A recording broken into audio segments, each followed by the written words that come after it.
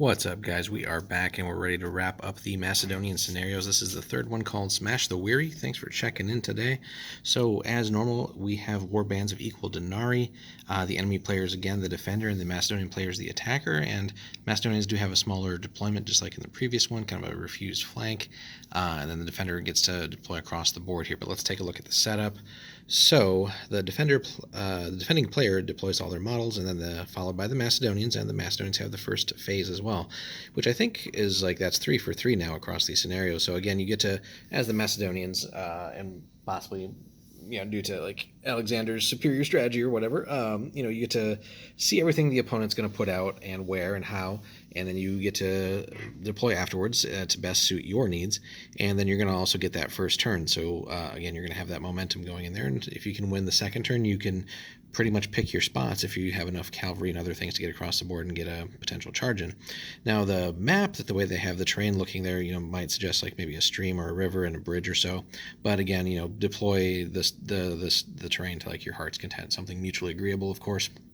But again, adding in a river and a bridge feature does drastically change any scenario. So just something to keep in mind, of course, which would in this case probably hamper the Macedonians more than really the defender in any way. They'll have to try and get to the bridge as fast as possible if it's dead center like that. But again, maybe just a good balanced board with many things going on could be interesting. Anyway, special rules on this one, guys. So the defending units are exhausted. All checks made by the defending player suffer a -1 penalty.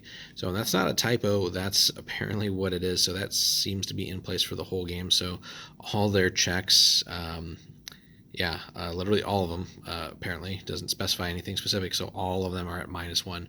That is a brutal condition for the enemy to fight in. So I guess if you're really if you're playing a campaign or something and you just really need to get that W, to pick this mission, because this one, barring again horrible play and dice on your part as the Macedonian player, you can't really go wrong with that.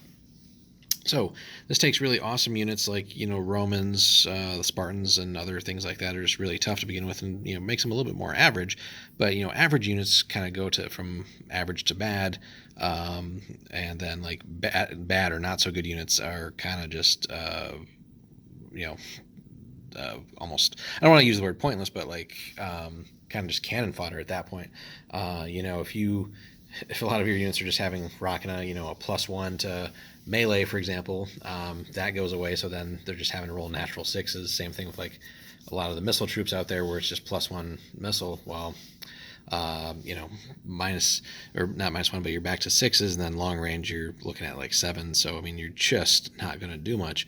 But even some of the more badass units out there, again, just dropping them down to more of an average level. So this just is really great for the Macedonians. However, there is a thing with the victory conditions here. So if the Macedonian player can completely destroy or drive off the enemy before the end of the 6th turn, he'll claim victory. Otherwise, it goes to the defending player. So it's not all kind of guaranteed here. Now 6 turns is a lot, and really you should be able to get across the board, and especially with the special rule, kind of pick your fights and plow through a lot of the enemy units and so on and so forth.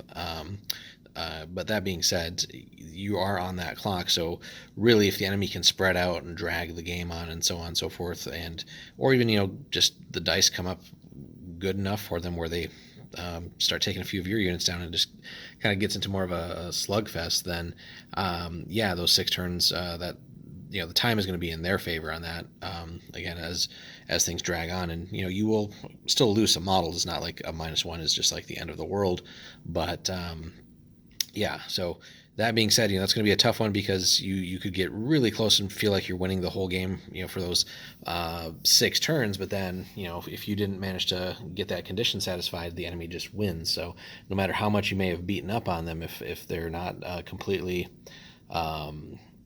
destroyed or driven off, just takes a couple guys left here and there. If they're, depending on the terrain, of course, if they manage to hide somewhere where you just can't really get to them anymore.